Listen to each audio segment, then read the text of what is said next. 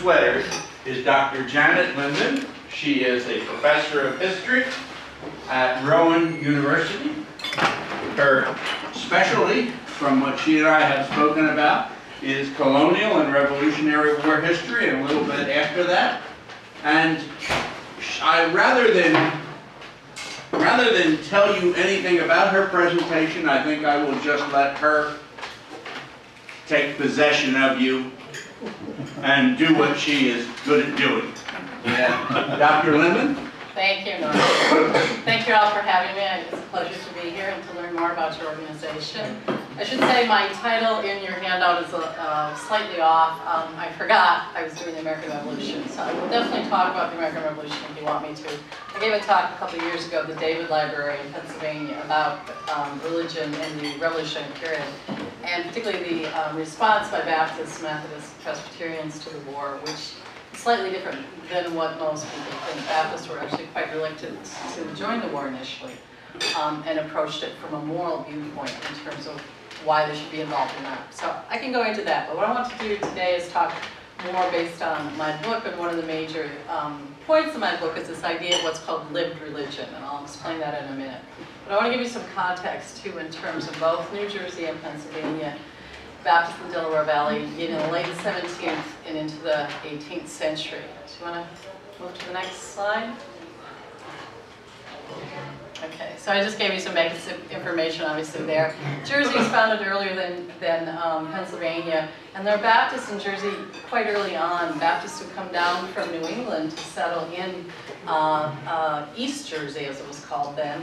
But they don't really form into congregations until the 1680s when Baptists show up in Pennsylvania, when William Penn founds his, or takes over the land the king gives him and founds his new colony. So I just gave you an idea there of the religious diversity of the early colonies on both sides of the river here. Obviously, Pennsylvania is known for its religious tolerance in this time period. And so you see the great variety of different, mostly Protestant groups that were present in the colony by the early 18th century. But East and West Jersey also had a variety of Protestant groups which grew into the 18th century as well. Next. Of course, as you know, William Penn founded his colony to provide a refuge for English Quakers. William Penn himself was born an Anglican, but converted to the Quaker faith in his youth. And because English Quakers had been persecuted by the state in England, he wanted to basically provide this refuge for them. So when he wrote his frame of government, he included religious toleration as part of the deal. But he also encouraged religious minorities from German states, such as Lutherans, German Reformed, Dunkers, etc., to come to his colony, partly because he wanted them to populate it, but with the promise of religious toleration. But the important thing to note here, of course, is religious toleration in the 17th, 18th century does not mean religious freedom the way we understand it. Because just because you tolerate a religion doesn't mean you actually are able to celebrate or worship the way you want to in the 17th and 18th century. And this idea of religious tolerance was very new in the 17th century. You know, the English had fought wars over religion as much as people on the continent had in the earlier period. So this whole idea that different religious groups would actually coexist peacefully was quite a new idea. And one thing that Penn, in a sense, wanted to do in his theory of government, though he didn't spend much time in Pennsylvania, was try to ensure religious tolerance. The problem was the people who lived in Pennsylvania, these various Protestant groups, had to kind of figure out how they're going to live together. Next. So religious toleration does not always translate into peaceful coexistence among different religious groups. And what I found in my work is denominations tend to compete with one another for followers. Now part of this is because in the early period of white settlement in places like Pennsylvania and New Jersey, you know, these are small communities. And if there are two kind of competing congregations in a small town, one Presbyterian, one Methodist or Baptist, they, in a sense, are competing for the same followers and potential members. And what happens in some cases, and this does occur in Pennsylvania, is you get some spiritual melding that takes place. Two groups that kind of come together. But this is problematic for a denomination because it can endanger your identity as a congregation as much as your integrity as a congregation. Thanks.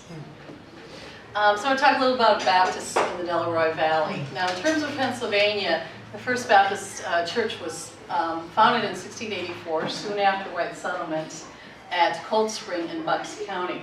And then in 1687, you get the Pennypack Church, as it was called, which is in Lower Dublin Township, which is right outside the city. Eventually, the Cold Spring Church merged with the Pennypack Church, and Pennypack becomes kind of the church in Pennsylvania, or I should say southeastern Pennsylvania, in the early 18th century. And eventually a chapter of this church, branch of this church, would be founded in Philadelphia and become a separate church in the mid-18th century. Then on the New Jersey side, as I said, New Jersey Baptists don't really form churches until the 1680s, so you get the Middleton Church in Monmouth County, the Piscataway in Middlesex, and then a year later the Cohansey Church in Cumberland County. One interesting thing that happens in Pennsylvania and New Jersey because of religious toleration is you get rapid denominationalism, meaning they're able to engender the growth of their congregations because of this environment of religious toleration. So one thing that happens in Pennsylvania, which is part related to the New Jersey churches as well, in 1707 you get the founding of the Philadelphia Baptist Association. And what's important about this is the first Baptist association founded in British North America, really quite early. Now the Presbyterians and the Quakers do the same thing. So Pennsylvania, Philadelphia, becomes very important in terms of the denominational growth of Protestant groups by the 18th century. And this association included these 5 churches, the 2 from Pennsylvania, Pennypack, and Philadelphia, and then the 3 I mentioned already from New Jersey. And the point of an association, these had been used in England and Ireland among Baptists, beginning in about the 1640s, and they're basically to bring congregations together to help each other out, particularly for things like if they need a minister, or if they have a question about religious ideology or orthodoxy. One of the most important things the PBA did in the early years of settlement, and particularly in Pennsylvania, was to make sure ministers were orthodox, because they had a problem with some charlatans who showed up in Pennsylvania and claimed they're Baptist ministers and they weren't, and they had to ferret these people out. So they were very concerned about maintaining orthodoxy. So what's important about the PBA is it gets quite large over time. It has great influence, not just in the Mid-Atlantic region, but all the way up into New England. PBA churches stretch from Fairfield, Connecticut, Oyster Bay, New York, all the way through the Mid-Atlantic down to Baltimore, Maryland, and Loudoun County, Virginia, which is one of the northern counties of that colony. So by 1763, the PBA has 29 member churches in 7 different colonies. So this organization that had been founded in the Mid-Atlantic for Mid-Atlantic Baptists actually has quite wide reach. And in fact, in the 1770s, when Baptists are beginning to have a following and a showing in a county, colony like Virginia, actually write to Philadelphia and the PBA asking for help, because unlike Pennsylvania and New Jersey, Baptists in Virginia were actually persecuted by the state because Virginia had a state church. As was said before, they refereed disputes between churches. For example, the number of disputes that occurred in some New Jersey churches, they asked for help from the PBA. They also set doctrinal policies, and they recruited and ordained ministers. And this is another way to, of course, maintain their orthodoxy. So you get this religious marketplace developing in the Delaware Valley because of this variety of Protestant groups that show up, and it has an impact on belief. And I want to talk about this in terms of 3 areas, which I'll show you some examples in a minute. But with this kind of spiritual marketplace and in the competition that occurs among these various Protestants, it begins to impact Baptists in terms of institutional growth, religious ideology, as well as spiritual practice. And I have some examples to show this to you. One thing in terms of these various groups that come together in Pennsylvania and New Jersey is you do get some religious cooperation among them. And I'll give you 2 examples here. Partly groups would cooperate with each other just because of lack of resources. Like they don't have their own meeting house, so they look to others to provide that. So I have one example here from Bucks County. The Hilltown Church was which was Baptist. They allowed Presbyterians and Independents to use their meeting house if they agreed to the Westminster Confession of Faith. Philadelphia Universalists, who appeared in the city in the 1780s, also allowed others to use their meeting house, but only if they agreed to universal salvation. And in fact, the Unitarians, who were a new group in in Philadelphia, in the state, in the 1780s, used the Philadelphia Universalist meeting house. But you also get a level of co-optation, cooperation that also happens with these religious groups. And I'll give you an example here in Brandywine. The Brandywine Church in Chester County, Pennsylvania was founded in 1715. There are a number of Quakers who settle in Chester County as well as in the Philadelphia region. And what's interesting about the Baptist Church in Chester County at Brandywine is they actually look very Quakerish. They take on Quaker qualities. So for example, they use the language Quakers use, thee and thou. They follow the Quaker calendar, and they even do things like in terms of their marital customs. For example, if you remember the Brandywine Church as a Baptist, and you married out of the faith, meaning a non-Baptist, you could get excommunicated from the church for that. This is a practice the Quakers had done, and these Baptists, at least in this very heavily Quaker county, in Chester County in the early 18th century, actually followed some Quaker practices. An example of cooperation between groups are the Baptists and Presbyterians in the city of Philadelphia. In the 1690s, again, Pennsylvania was founded in the 1680s, so this is very early in the city's history. In the 1690s, neither of these groups have their own minister. They share a building, so they meet every Sunday. If they have a preacher in town, whichever side he's on, he'll come and speak to both groups. In the sense they worship together. This was all great and dandy, and they had a pretty nice thing going, but in 1698, the Presbyterians hired a permanent minister, a guy from New England called Jedediah Andrews, who did not like this arrangement. So basically, he banned the Baptists from the building, took it over for his own church, and the Baptists had to go elsewhere. So at the end of the joint meetings. So again, a time there, because of lack of resources, there is some cooperation between two groups that supposedly are separate. Then I have an example of competition in terms of, again, this idea of religious tolerance doesn't always mean religious freedom. And this example comes from 1689, again, relatively early in the history of the colony. And there's an Anglican minister, he was the head of Christ Church in Philadelphia by the name of Thomas Clayton. And he offered church membership to the city's Baptists. And basically accusing them of schism. You know, you're supposedly, really should be members of the Church of England because you live in the English colony, and there's no reason to be separate from us. So he accused them of a willful denial of the true faith and no reason for their separation from the Church of England. The Baptists wrote back to him saying thanks, but no thanks, we decline your invitation. What's interesting in this case, because of religious toleration, instead of facing persecution like Baptists were facing in New England or the Chesapeake, Baptists in the Delaware Valley actually faced the possibility of merger with another organization, even one that they didn't agree with. And then you get an example of schism. This is from New Jersey in the 1780s. This is a real interesting case. Unfortunately, there's not a lot of evidence about it, but I did put it in my book. Universalism became popular among some people in New Jersey and Pennsylvania in the 1780s, right at the end of the American Revolutionary War. And in this particular church, there was a deep divide. This is the Pittsgrove Church. It was founded in Salem County in 1743. By the 1780s, the minister of this church, William Worth, got very interested in Universalism and began to preach it from his Methodist pulpit. Well, a lot of the members got upset with this, so some of them just left and began to attend the Cohansey Baptist Church. Some left and just said, well, let's go to the Presbyterian Church in town, it's close, that's fine. And then there were some who stayed. William Worth had many male followers in the membership who agreed with him and diverged from the Baptist faith to endorse Universalist ideals. But 13 female members of the church said, no, we're Baptists, we reject universal salvation. We believe in what's called particular salvation. Only certain people will be saved.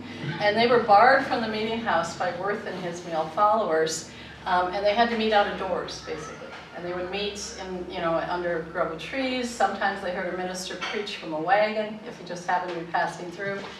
And they, in a sense, maintained the Baptist church in Salem County for a very long time. And then about 10 years later, the church was reconstituted as an official Baptist church in the 1790s. And a few of the 13 women who had maintained the faith for that time period were part of this new reconstituted church. So again, the existence of religious freedom, or religious tolerance, I should say, I'm sorry, doesn't mean that churches don't experience difficulties and divides. Okay, I want to just give you some numbers here to show this kind of irony of religious toleration. Pennsylvania and New Jersey, who have this degree of freedom in terms of religious practice, actually have very small numbers in relationship to the other two places where Baptists appeared in the 18th century, Massachusetts and Virginia. And if you look at the numbers here, so Massachusetts by 1780 has 69 churches, Virginia has over 120, Pennsylvania and New Jersey combined only have 50. And in terms of numbers, of course, Massachusetts has almost 4,000, Virginia has over 6,000, Pennsylvania and New Jersey only has about 2,000. So this kind of ironic position in this colonies that allow religious toleration, and yet it doesn't reflect in terms of numbers. And it may be in these two places where Baptists were persecuted, people are more likely to fight for their faith in terms of helping to spread it and gain new converts. Okay, now I want to talk about this piece I mentioned in the beginning, this idea of lived religion, and what one Baptist minister from Philadelphia, a man named Morgan Edwards, called putting on Christianity. This is one major kind of argument in my book, this idea that what's interesting to me, lived religion means what did people actually do in terms of their faith? How do you go about maintaining your faith? What does it mean on a day-to-day basis? Because a lot of the religious history that's done often looks at things like ideology. What do people believe? What's the difference between a Presbyterian and a Methodist versus a Dunker versus a Shaker versus a Quaker Universalist? You know, their theologies are all different, and there's meaningful differences there, but I was interested in what people do. So I'm going to go to the next slide. So, as I said, I'm really interested in not just what people believe, but how they sustain their faith. And the Baptists are a good case study for this because of these reasons I listed here. First of all, they endorsed what was called heart religion. This is the 18th century term to basically describe what we would call an evangelical faith. Meaning heart religion is, it's not just something you think about in your head, you know, you rationally decide this is what I believe, but rather you feel it. That it's a physical experience to become a converted Christian. The other important thing about Baptists is they practice several different church rites. So this is another way to look at kind of practical spirituality, meaning what do people do to sustain their faith. And the other interesting thing about Baptists is they discipline their members. Most people don't know this today, but Baptists actually excommunicated people for misconduct. If you didn't live a pious life, it didn't matter what you believed. If you didn't behave correctly, you could be shut out of the church. So they really engage in this idea of active spirituality. And I gave you some examples there of what this heart religion means. What are the attributes of evangelical conversion in this time period? Now, people use this phrase evangelical in the 17th and 18th centuries, but basically what it just means to them is evangelical is a Christ-centered faith. It doesn't mean anything beyond what we kind of lay onto it today. And it had all these different attributes that are very important. As I said, it's not just enough to believe something in a rational sense in terms of do you believe Christ is your Savior, but you have to have an emotional response to your experience. It also has to be visceral, meaning you have to experience it in a very physical sense. It also is extremely traumatic. People who go through conversion often find themselves not being able to eat, not being able to sleep, fearing for their sanity, just really having almost a mental breakdown before they experience saving grace. It's also going to be very lengthy. There's one example in my book, of a man who went more than 2 years before he was converted, going back and forth in terms of going to meeting and fearing for his damned state, thinking he believes but not sure if he believes, and this could go on for months, if not years. The other important thing about these conversions is they're transformative in terms of people, and this is this idea of body, which I get into in my book, and I will talk about more if you're interested, but that you would become a new person, right? You have a new body, you have a new outlook, you have a new way of interacting in the world, and that's kind of evidence that you truly have been converted. The other important thing about these conversions is they have to be public. Thank you very much. Meaning, Baptists, like other evangelicals, often held their meetings outside and often had a lot of non-members there. Sometimes it was people who were generally interested, but sometimes the people just show up to heckle, to make fun of the minister, to razz him and cause trouble. The other important thing, of course, it has to be personal. I mean, you have to be able to tell a very compelling personal story about your conversion and how it happened. And if it's not convincing, it's not authentic, you can be turned down for church membership. And that's the communal part. It's not enough that you've had this kind of individual experience that has changed your outlook on life, but it has to be tested to by the community, meaning the other church members have to see it and be convinced by it, and then they, of course, will allow you to join the church if it's authentic. Okay, I just listed there some of the various 9 rituals the Baptists used in the 18th century, and I can talk about them more in detail. Obviously, you know what the first 2 are. The right hand of fellowship is something that was done often when a member came into the church after their baptism, and you would give them the right hand of fellowship as kind of acknowledgement that they are now one of your group. Laying on of hands was used sometimes in membership, depending on the church, often used when a minister was ordained. The love feast was something that actually Mennonites used, but also Methodists used, and Baptists in some places used. A love feast is when a group of people get together at someone's house, they have a meal, they may have something to drink, and they sit around and basically talk about their conversion with each other, kind of retell the story. And it's meant as a way to try to affirm their faith. Again, this idea of sustaining their beliefs and helping to bolster each other in terms of their belief. The Kiss of Charity is this idea, which some churches in some parts of the U.S. still practice, this idea that men would kiss men and women would kiss women on the cheek as a sign of, it's kind of like the peace. You go to church and you do the peace with your fellow members. It's kind of the same idea. And then fellowshipping of children was done because, of course, Baptists believe in adult baptism. They are adamantly against infant baptism. So this idea was kind of dry christening as a way to kind of welcome children in the church before they go through their conversion and hopefully are baptized into the church. Anointing the sick with oil is a type of faith healing. Okay, I want to talk about the baptismal rite, which is obviously most important to Baptists. That's why they're called Baptists. And the requirements for baptism, of course, is you have to be an adult. Now, there are teenagers who go through the Baptist ritual, but they don't baptize children. You know, you have to, in a sense, be conscious. You have to be rational and have an adult status to some degree to fully be aware of what you're going through. And then what's most important, of course, to Baptists is full immersion, which means you have to live near a river, a lake, an ocean. You have to be somewhere close to water so you can fully immerse people. The results of baptism, of course, is you become a church member, but you also get to practice the other church rites. Only people who are members can go to communion. Only people who are members can do all those other rites I've mentioned before. And that means as a church member, you have certain responsibilities, such as calling a new minister or figuring out who you want to hire if you're having trouble with the minister you have. I have a picture here from my book. This is from a book that was done by Morgan Edwards, that minister I mentioned before. He was the minister of the Philadelphia Baptist Church, and he wrote this book called The Materials Toward a History of Baptists in Pennsylvania. He actually did one for New Jersey as well. He went around to actually every colony gathering information on Baptists, but he only was able to publish the 2 books on Philadelphia and Pennsylvania. Or I'm sorry, Pennsylvania and New Jersey. And this is a picture of the Schuylkill River, and you see the minister in the water with the convert being baptized, and in the back you see the minister preaching. It's kind of hard to see, but this is a group of congregants listening to the minister. Many of them, of course, are women, because many Protestant churches were heavily feminized, meaning the majority of the membership was female. The other interesting thing in this picture is this little house. You see all the horses and carriages of the congregants, but this little house is a house that was used for people who were baptized. You would go in there and change your clothes because, of course, if you're drenching wet, you don't want to go into church after that way. In some churches as well, they often had special clothing you would wear, white clothing, to be dipped in the river by the minister.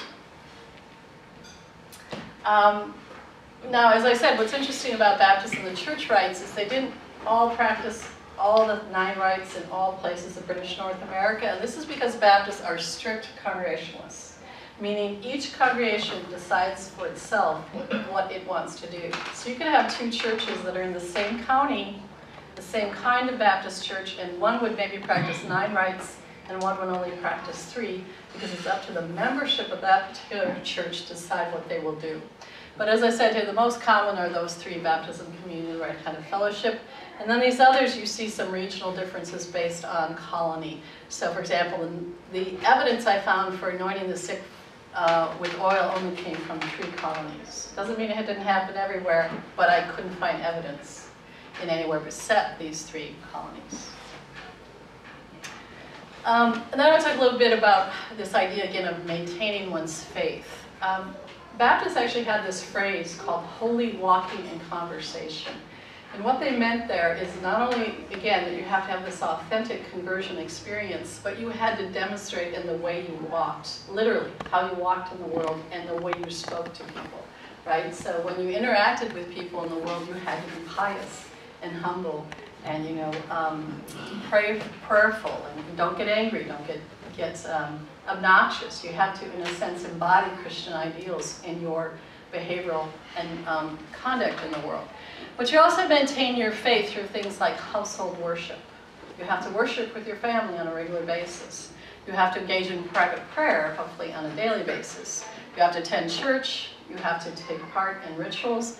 And you have to, again, have the right social decorum in the world. So for example, if you're seen on Saturday night dead drunk at the local tavern, that's not a good way to act if you're a converted Christian, right? People will notice that, and that will not only make you look bad, you will make the church look bad. So they take a very holistic approach to their spirituality. And what's interesting, as I mentioned a little earlier, is that they did engage in what is church discipline, meaning they had church courts. So again, if you were that guy seen dead drunk on a Saturday night at the local tavern, someone in the church would say, hey, next day, I saw you there. And the church would call that guy up basically before trial, and he would have to defend his behavior. And so I listed these 3 different kind of categories of sin. I'm using the phrase here. So there's spiritual sins, obvious things like absence from church, believing heretical ideas, neglecting family prayer, working on Sunday, going to other churches. And there are social sins, and there are many of these. I've just listed some of them: drunkenness, gaming, fighting, swearing, lying, etc. were unacceptable behaviors. And then there were sexual sins, obvious things like adultery, fornication, but they also had real problems with interracial mixing and irregular marriage, as I mentioned. Meaning if you didn't get permission to get married, or if you again married someone who was less than decorous in their spiritual behavior and outlook, that was problematic as well.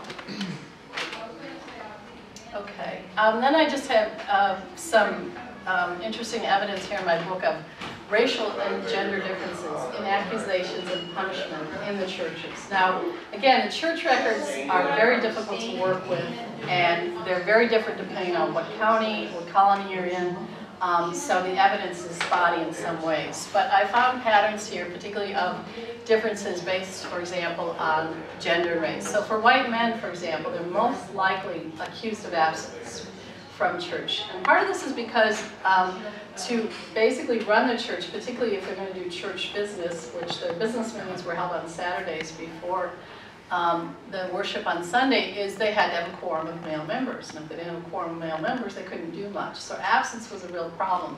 The other problem was very many white men were accused of was drunkenness. It was okay to drink. The problem was getting drunk. You had to somehow find a line there. The other interesting thing is black and white women often are accused much more of sexual sins than men were. So for example, women were accused of things like fornication and adultery, but especially things like what was called having a misbegotten child, meaning having a child out of wedlock. And because, of course, women show the evidence of their sexual behavior in getting pregnant, they were accused more likely of men than those kinds of problems. And then for blacks, particularly if they're enslaved, they're often accused of crimes that were related to their status as slaves, such as thievery or running away. And then in terms of punishment, there are also some differences. Baptists would sometimes exclude people, which was kind of a halfway measure, meaning you couldn't go to a communion, you couldn't partake in church ritual, but you were still a member of the church. Or outright excommunication, meaning you were no longer welcome here. We basically read you out of our minutes and you cannot attend. And I found also there were really interesting differences in terms of black and white rates of punishment. In terms of blacks were most often executed outright, whereas particularly white men were often given months to kind of clean up their act being excluded, not outright excommunicated by the church.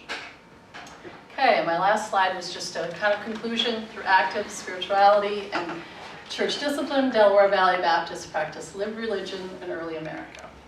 Thank you.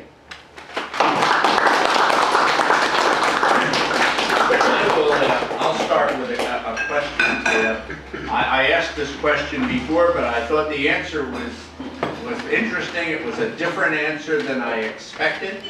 I always thought that the Baptists, like the Presbyterians, were pro-American Revolution from the beginning. So I guess I'll ask the rhetorical question, were they for the revolution from the beginning? No, not initially, as I said. It's hard to generalize because depending on what colony you're in, the response was different. And part of that was because of the colonial politics of what was going on in a colony, for example, like Pennsylvania, had an impact on the way people went in terms of the revolution. So, for example, in Pennsylvania, Philadelphia dominated colonial politics in an overwhelming sense. So the Quakers, particularly, even though they kind of gotten out of politics by the 1760s, they still had huge power. And there's actually something called the Quaker Party in the Pennsylvania legislature in the 18th century. But beginning in the mid-18th century, there's a huge influx of Scotch-Irish Presbyterians, particularly in the western part of the colony.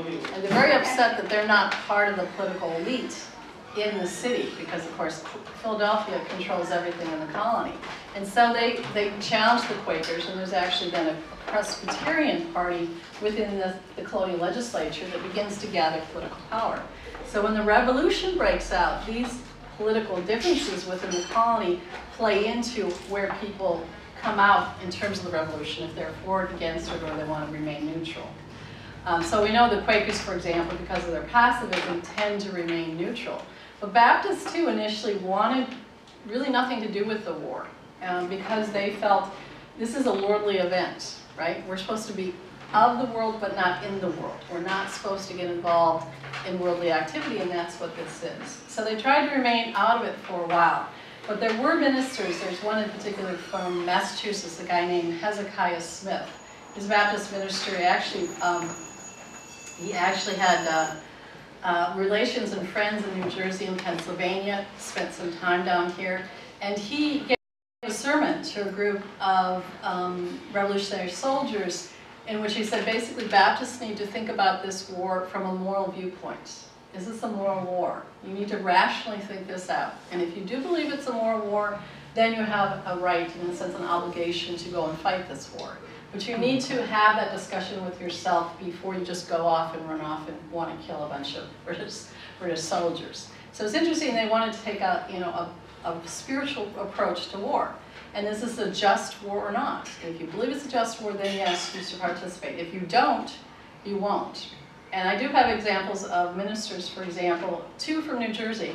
One who did enlist initially, but got out of it after a year because it just wasn't for him, and he wanted to make sure he maintained his ministry. He actually traveled up and down New Jersey, filling in for some of the New Jersey churches that lost their ministers because of the war, and basically stayed out of it. But there's another example of another minister, John Gano, who was from New Jersey, and he went into the war when it first began, and he stayed in for many, many years, basically to the end of the war, because he felt, as he said, an obligation. Even though he was a minister, he felt an obligation to the state to serve the state. And when that was over, he would go back and serve his church. So again, it's an individual decision by these men.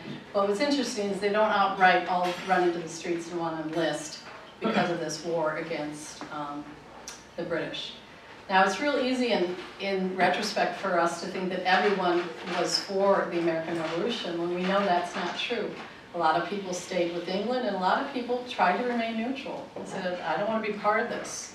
And there is a segment of Americans who stayed that way. So it's hard to remember that the American Revolution was actually a civil war.